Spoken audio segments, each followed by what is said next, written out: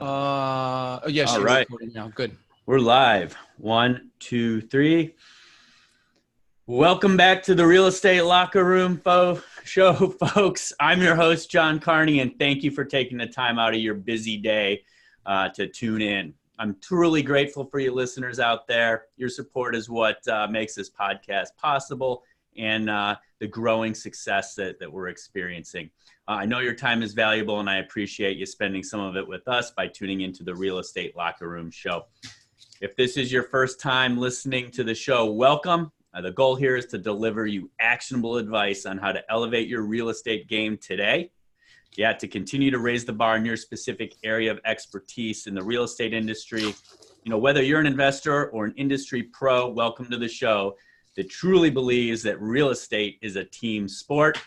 We're into episode number 81 with my guest, Rod Khleif. Did I pronounce that right? Khleif. Yeah, it's all good. I've been called worse, John. It's all good. All right. Well, we're gonna charge into mindset of a real estate investor, and we might get into the weeds on the multifamily game. Time will tell. But let's kick this off. Welcome to the show, Rod. Pleasure to be here, brother. Let's have some fun.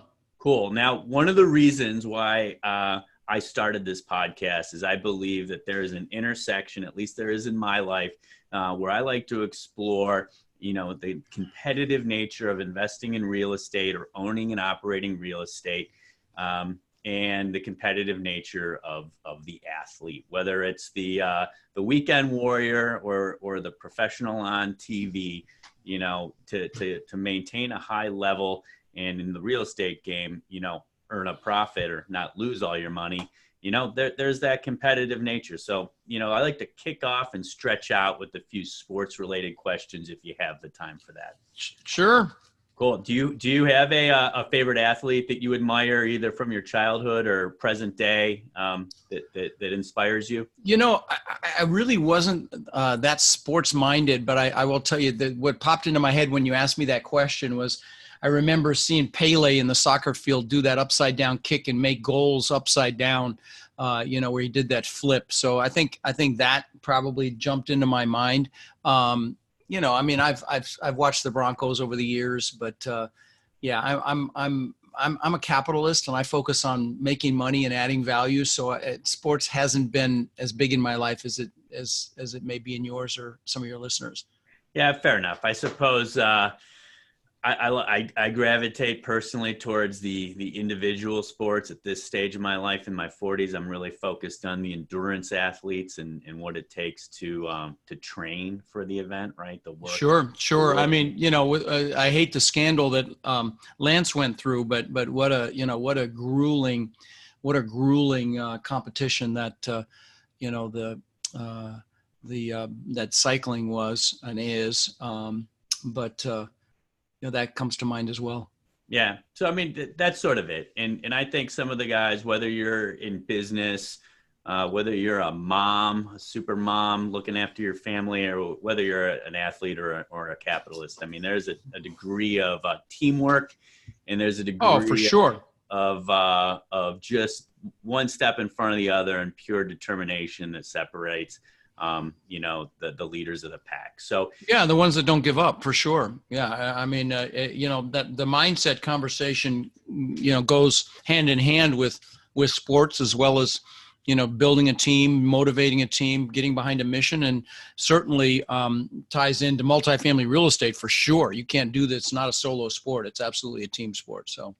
Which is what we're all about. So, you know, let's get into your success story and, you know, take us from, you know, the real estate beginnings to where you are now. You help a lot of people out.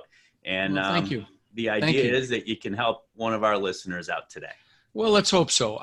You know, let me start at the beginning. I immigrated here when I was 6 years old, like you. I'm an immigrant.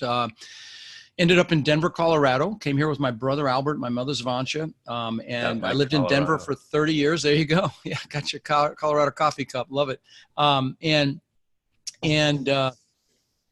You know, we didn't have much. I grew up on, you know, hand-me-down clothes. Goodwill, Salvation Army is where I got my clothes until I was out of junior high school and got a job. You know, we ate expired food. I remember we could only drink powdered milk because we couldn't afford real milk. My mom thought milk was healthy. I think we know better now, but as I eat my string cheese, but we struggled, honestly. And I know you listen. I'm sure there's tons of listeners that had it a lot harder than we did, but I knew I wanted more. And luckily, my mom had an incredible work ethic, so she babysat kids so we'd have enough money to eat. And with her babysitting money, when I was 14, she bought the house across the street from us, from a family called the Jewels. I remember their name. It's funny.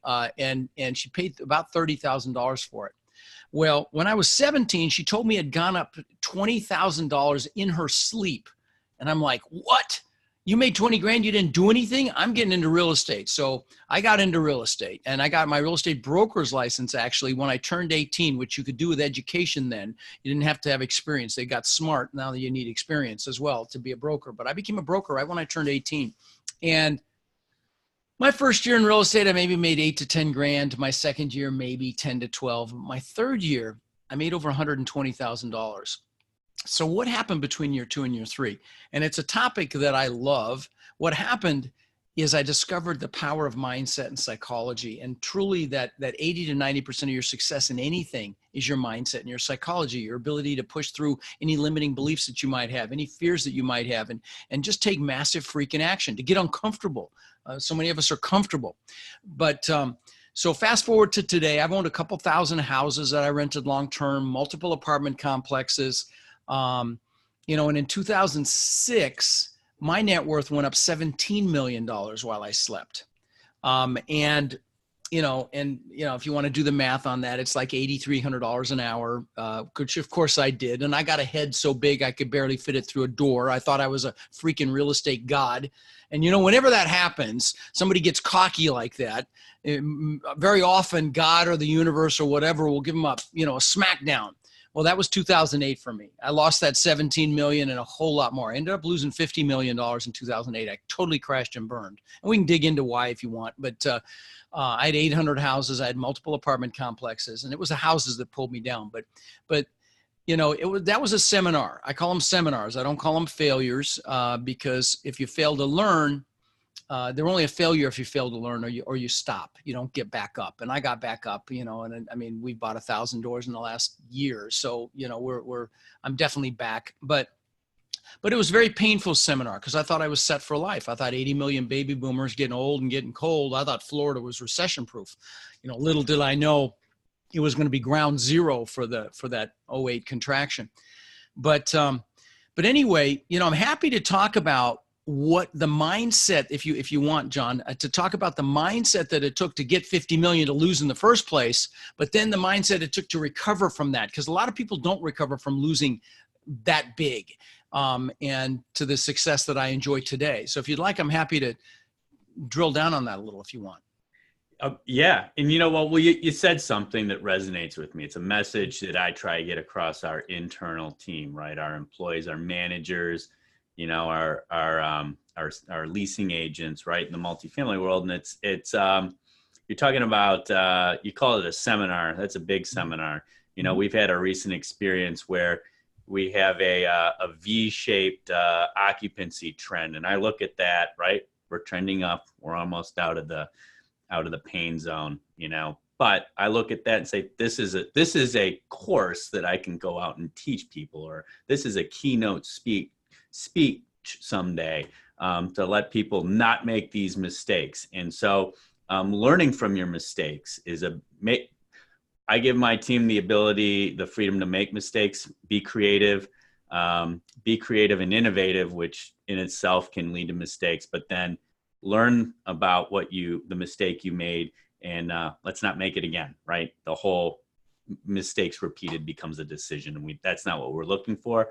We're looking for, that growth. So please speak about that because the mindset is going to help people raise the bar. And that's what we want to learn. But it's most of it. I mean, you think, those of you listening think it's the real estate knowledge. If you want to start a business, think it's the business development knowledge, the entrepreneurship knowledge. It's not. It's 80 to 90% just actually taking action, pushing through that fear of taking action, or taking your life to the next level. or getting back up when you have those inevitable setbacks. But so what I do is I take my coaching students and I do live events. I do 3 live events a year. I've got one coming up in LA, rodinlosangeles.com if you're interested. But I take people through a goal setting workshop, and I'll give you a 2-minute version of it, maybe 3 minutes version of it. So if you're listening, it's a good idea to take a couple notes if you can. But what you want to do, and here's the secret. I'm going to tell you, I'm going to give you the punchline, but then I'll give you the tools that you can utilize. And the punchline is, you've got to know exactly what it is you want, and more importantly, why you want it. Otherwise, how the hell are you ever going to get it? Okay. Clarity is power. It has to be clear. So pick an hour when you've got a lot of energy. Okay. Don't do it after a meal. Don't do it. Make sure you're hydrated, and be uninterrupted, and sit down and write down everything you could want in life. Okay. Don't stop at 4 or 5 things. I mean, I'm talking about everything, the big things, the little things. How much money do you want in the bank in 3 years? How much do you want in 10 years? How much cash flow do you want from your assets, your real estate assets in 3 years? How much do you want in 10 years? All the stuff, and don't limit yourself. Don't put the only limits we have are the ones we place on ourselves. So don't limit yourself. Think big. Take the lid off your brain and write down everything. I mean, if you want a private island, write it down. Private jet, whatever it is, write it down. But all the stuff, the houses, the boats, the cars, the jet skis, the planes, motorcycles, write it down. And just imagine if you write it down, you're going to get it, which is not outside the realm of reality, because what that does is it triggers something called your reticular activating system. The more you associate with something, it's that filter in your brain will flag you when it sees something that help you achieve it. The best example of this filter and the subconscious filter in your brain called the reticular activating system is when you first buy a car. You don't really notice them, and you buy it and you see them everywhere. That's that filter at work. Now, once you've written down everything you can think of, and don't let the pen leave the paper. If you're analytical, don't stop and analyze it. Keep writing. Once you can't think of another thing, write down what you want to learn in your lifetime as well. Okay. So, me, I'm going to learn how to play the drums. I want to learn to fly a helicopter. What do you want to learn? Write it down. Also write down who you want to help. I bought my parents a house down here in Florida, bought them a car, took them on cruises. Who do you want to do something for? Write it down. Write down what you want to do in your lifetime. Climb a mountain. I jumped out of a perfectly good airplane a few months ago. Won't do it again, but I did it. It's off the bucket list. So what do you want to do? Write it down. Write a book. I know, John, you've written several books. Write a book. Learn a foreign language, whatever it is. So it's everything you want to do, be, or have. But also, write down who you want to help. That's a big piece of this. So we'll talk about that more in a second. Once you can't think of another thing, it's not a goal until it's measurable. So make sure it's measurable. You can't say, I'm going to lose some weight. You're going to say, I'm going to lose 10 pounds by January 1st and feel freaking great about it. That's measurable. Now, but I want you to put a time limit on each goal. Put a 1, a 3, a 5. This will be the number of years it's going to take you to achieve it. A 1, a 3, a 5, even a 10 or a 20. Remembering that as human beings, we will overestimate what we can do in a year and massively underestimate what we can do in a decade. So keep that in mind. I'll give you a great example of this. When I lived in Denver, I knew I always wanted to live on the beach. There's no beach in Denver.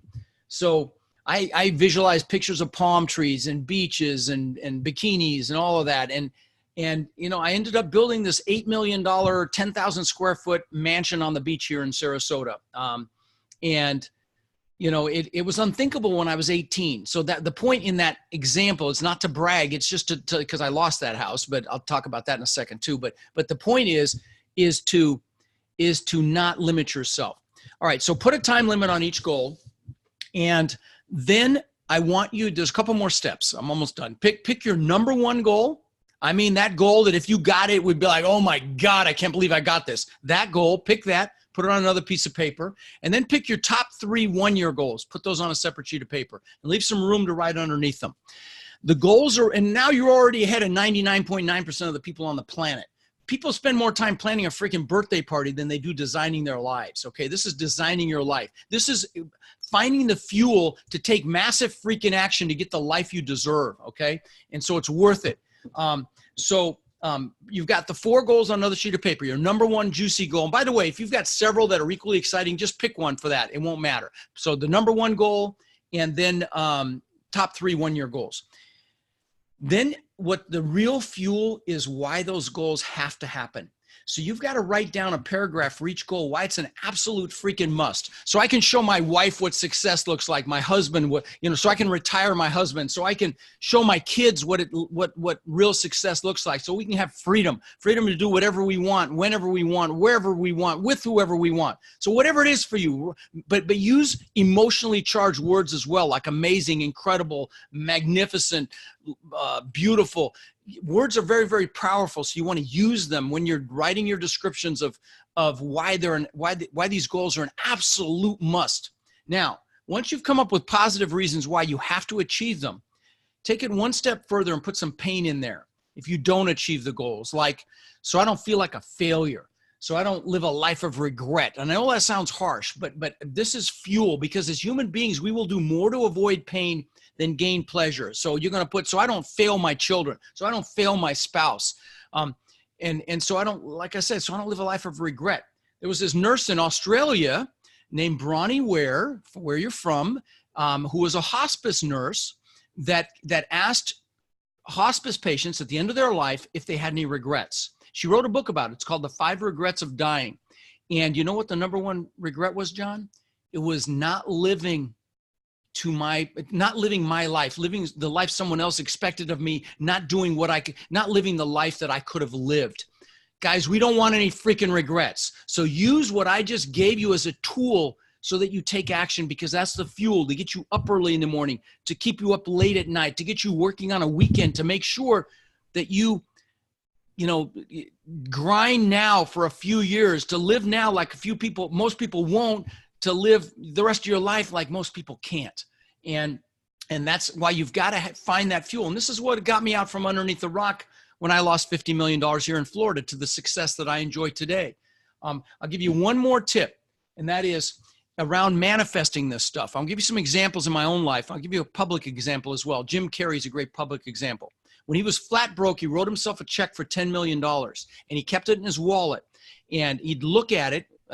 He'd sit up by the Hollywood sign and look at it and imagine cashing it. And he got that much for Dumb and Dumber. And I remember he buried the check with his father, because his father also believed in his dream. I'll give you some personal examples. When I turned 18, I was a real estate broker, and I had to show people houses, and so I figured I had to get a 4-door car, and I bought this 4-door Ford Granada, ugliest freaking car you've ever seen in your life. Bench seats, but I had to have a 4-door car, so I'd go out and make some money in real estate. Well, I borrowed a friend that I worked with, another broker, let me borrow his Corvette, and he let me drive it. And that piece is important too, that experiential piece. If there's something you want, experience it, test drive the car, go to the open house of the houses that you like, get around it as much as you can, because that also triggers your reticular activating system. But I drove that Vet, and I'm like, oh my God, this is freaking amazing. So I got a picture of a Corvette out of a magazine. This was before the internet, and put it on the visor of the 4-door Granada. Within a year or so, I had a Corvette. Give you a couple more examples. Now, I want to pre-frame this again by saying I'm not bragging, because the things I'm going to share with you don't interest me anymore, but they're great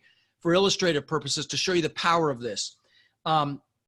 Back then, the TV show Magnum PI was popular. The actor's name was Tom Selleck. He was the detective, and he drove this gorgeous freaking Ferrari 308, red Ferrari.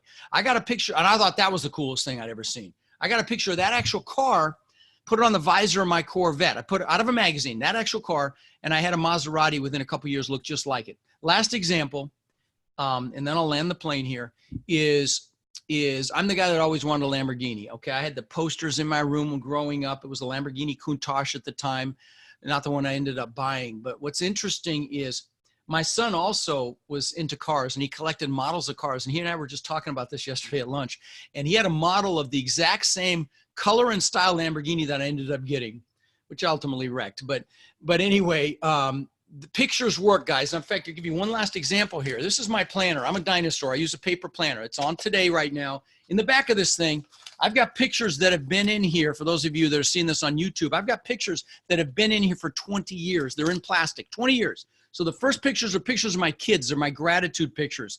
Everything starts from a place of gratitude. Keep that in mind. If you do vision boards or whatever, make sure there's gratitude on there. But then I've got pictures of the things that I wanted, like the houses I wanted. This top picture I'm showing you here, John, looks just like the house I built on the beach, that $8 million house. That's what the view was like, okay? I had windows that looked just like that. Down on the bottom, the pictures look like the compound that I live in now. I live in this incredible compound. I've got 6 buildings. I've got 5-car garages. I've got a giant main house, big guest house, media building, big exercise facility. I mean, just gorgeous. And because God's got a sense of humor, I can see my old house across the bay. It's right across the bay that I lost.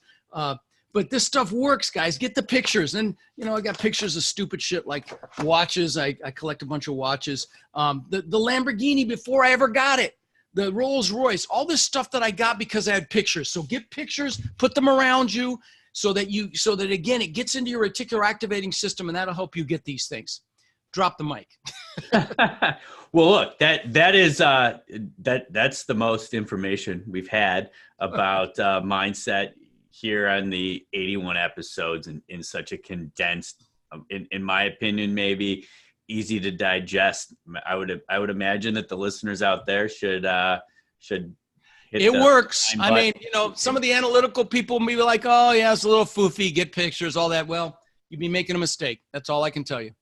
But yeah, I mean, like I've experienced some of this, not to the high level of using photos, but written, and you go back and look at it after 3 years or 5 years and say, hey, what I wrote down 4 years ago is happening right now. Boom. And it keeps you on track, right? It works. It's like giving your brain direction. It absolutely works. And there are so many examples of it. And as far as the manifesting, Olympic athletes now visualize a race before they run it. It's the Russians started it. Now they all do it because it's been known to enhance their performance. So this visualization stuff works. I want to give one caveat though, and that is around goals. I talked about that house I built on the beach. I worked 20 years for that house. Okay. I mean, my house is magnificent. I give you some examples. I mean, 3 giant house. I talked about the glass. It was 80 feet of glass. It was 10 feet high. It was all butt together. It was like you were living on the bay. Giant waterfall out of the second floor balcony into the pool. The pool was in magazines, had tens of thousands of dollars worth of trees that bent out over the pool. And I could lay in bed, look left and see the beach, look right and see the bay. It was a Gulf to bay. So I owned the beach on one side and had boat houses on the back side. And I mean, here, I'll land the plane with this. On the second floor, there was a giant spiral staircase. On the second floor, I put in an aquarium that cost almost $200,000. So that gives you an idea of the house. I could go on and on, but magnificent house. But here's what I want to share with your listeners around goals before we switch topics. Never achieve a big goal without having other goals lined up behind it. Because 2 months after I built this thing, I'm floating in the pool at night. It's changing colors. It's got fiber optic lighting, both waterfalls going, giant waterfall you had to go through to get into the pool from the second floor, and another waterfall from the spa.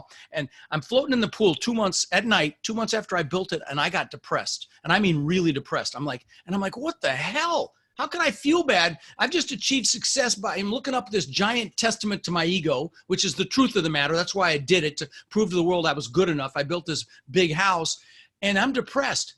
And when I look back on it, I realized there were 2 things going on. I went and bought some books that got me juiced again. Dale Carnegie, Zig Ziglar, stuff like that. But I got a Tony Robbins book. I'm like, hey, this guy's sharp. So I went and saw him, and I found out that he fed families for the holidays. And so I came back and I fed 5 families. Well, we've now fed over 70,000 children with my foundation. We've now done tens of thousands of backpacks filled with school supplies here locally. We've done tens of thousands of teddy bears to the local police departments for officers to keep in their cars. And so those are the 2 things I want to share with your listeners. One is, don't achieve a big goal without having other goals lined up. Because like the good book says, without a vision, the people perish. You need a vision for the future. But secondly, success without giving back is not success. And I can tell you, I was totally focused on Rod. Show the world I'm good enough. Prove the world I matter. And then when I started giving back, I realized that's what life is about. So those of you listening, even if you haven't achieved the level of success you want yet, give back now. Adopt a family, help children in some way. Pick a passion, animals, the environment, whatever it is. and give back in some fashion if you don't already, because that's what life's about. All right. Anyway, I wanted to share that about goal setting, particularly about achieving a big goal without having other goals lined up. But I kind of went off the deep end there. So, yeah, sorry. Well, look, there is just conscious of time, and before we kind of get to a few critical questions at the end of the show, just talk, if you can just cap it, that the success, the goal at the end, it's achievable. You've given people some great advice on first steps, and even some books and your courses and in your live events to help them get on the way. But talk really briefly about the work that needs to be put in to achieve it. And is it? Oh, listen, listen, if you want anything, you got to work for it. Okay. It's not going to be handed to you. And that's why the psychology is so freaking important, because are you going to have setbacks? Are you going to get your nose bloodied? Of course you are. Are you going to have problems? Yes. The goal is to have higher quality problems though, but you're going to have to work, and if you've got a full-time job and you've got children and a spouse and you're doing this on the side, can you do it? You better freaking believe it, but you're going to have to work your butt off, and you can. I've got students that are retiring, from full-time jobs, from their income, from multifamily, and it's absolutely doable, but it's not a magic pill. You've actually got to study this. Come to one of my events if you can. Fantastic. If not, keep listening to John's podcast, listen to my podcast. I mean, it's been blessed, like I said, almost to hit 7 million downloads here shortly. But go to events, learn this, but then you have to apply yourself. And that's why I love it. In my events, I spend a lot of time on mindset, because it's so freaking important. Most people that go to take a course or buy a book or go to a live event, 90% of them don't do a thing with it. Not on my watch, John. So, you're actually going to have to do something. So well, yeah. I'll state a goal, right? I'll state for public accountability. 3-year goal. I'd like to be sitting there on that chair over Rod's right shoulder, picking his brain over some string cheese.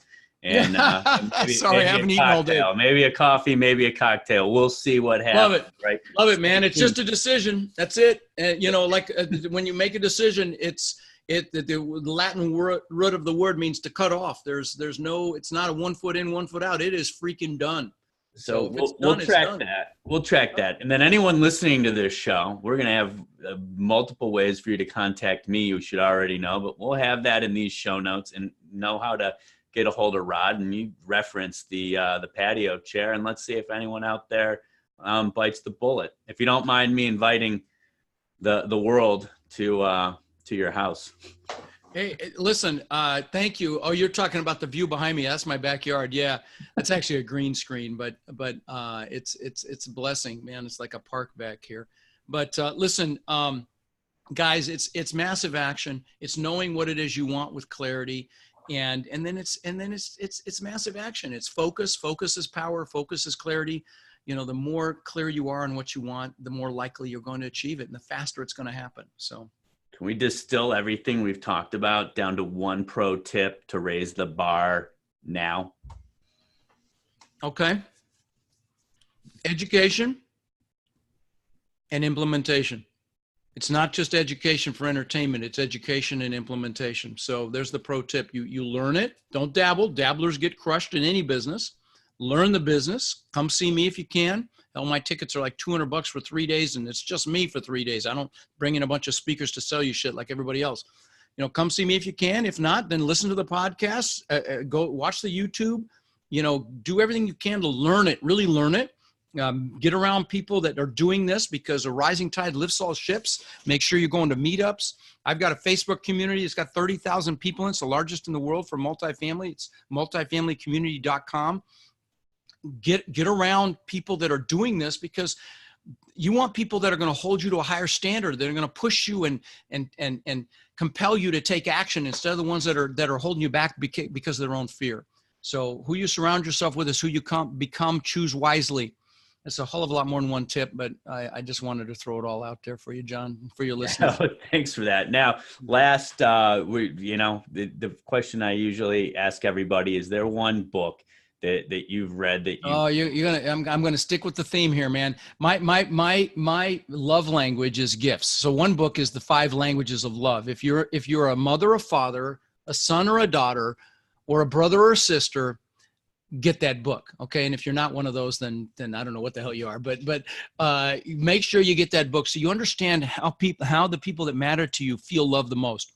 My way of expressing love is through gifts. So my coaching students get tons of gifts and books from me. And I'll just rattle off a few. Of course, I've given away, not exaggerating, probably 3,000 or 4,000 copies of Think and Grow Rich. That's a book you should read a couple times a year. The Slight Edge, about the little improvements, the little decisions you make every day that traject your life up or down. Those little tiny decisions that stack like string cheese that I shouldn't be eating. And then another one is Turning Pro by Pressman, about, if you really want to be serious about this business, stop being an amateur and just make a decision to be a professional. And that involves educating yourself and a mindset shift. That's a great book. I could go on and on, but there's a couple. Well, this has been great, Rod. And thank you for taking the time out of your busy schedule to get on the Real Estate Locker Room show. My pleasure. Where can the audience find you? I told you about the multifamily community. It's a Facebook group, multifamilycommunity.com. Direct link will let you in, so you can really absorb this. Come check out my podcast. If you put in real estate on iTunes, I come up 1 or 2 behind Bigger Pockets, usually every day. It's called Lifetime Cash Flow. And I don't just talk about real estate. I do a clip every week about mindset. It's called Own Your Power. And I think you'll really love it, even if you're, not quite sure about real estate. But then rodkhleif.com, I've got tons of, I've got a multifamily workbook at rodkhleif.com. It's free. It's about 70 pages. And it is every possible question you should ask yourself about a property before you buy it. It's the most comprehensive thing I've ever seen. We use it. And it's free. So the price is good. So rodkhleif.com, KHLEIF as in Frank.com. If you can come see me in LA, I don't know when this is airing. I'm going to be there in January, rodinlosangeles.com. But I have boot camps 3 or 4 times a year. Would love to see you. I know you'll be glad you came if you did. Awesome. Great stuff. Well, there you have it, folks. I truly hope that you picked up some actionable advice today. There's plenty of it in this episode. So listen again to Mr. Rod Khleif. Make sure to check out the Real Estate Locker Room show on iTunes, Stitcher, Google Play. We're on Spotify and iHeartRadio. And leave a 5-star review, for God's sakes. Please. just let everyone know what you think. Are we doing a good job? The feedback so far has been good, but the reviews are online currency, and we want to help people out here. And by leaving a review to your liking, we let other people know that we're out there and they can find us easily. So thanks for taking care of that segment in the outro, Rod. A true pro yourself. The post-game report, show notes, links, and additional content related to today's show will be on my website. That's johncarneyonline.com/podcast 81. While you're there, feel free to drop your name into the sign-up form. We occasionally send out some information that we believe will be useful, but we don't pepper you with emails by any means. Remember to stay focused on your goals, folks. We've talked about that today. Have fun and stay in the game. I'm your host, John Carney, and until next week, work hard, play hard, and raise the bar. And Rod, and this has been a great conversation. We will definitely meet someday, since it's in my future reticular. Look forward to it, my friend. Look forward to it. Programming. Keep kicking ass with your podcast, brother. All right. Thank you, and have a wonderful day. You too, buddy. See you. Bye. Nice work, man. All right. Well, thanks for the help you've given me so far in getting onto the video screen. My pleasure, buddy. I hope you're cross-collateralizing your content, YouTube, transcribing it for a blog, doing all that, because, you really want to maximize everything you're doing, buddy. And if I can help at all, don't hesitate to reach out, man. All right. Have a great day. Take care, brother. See you.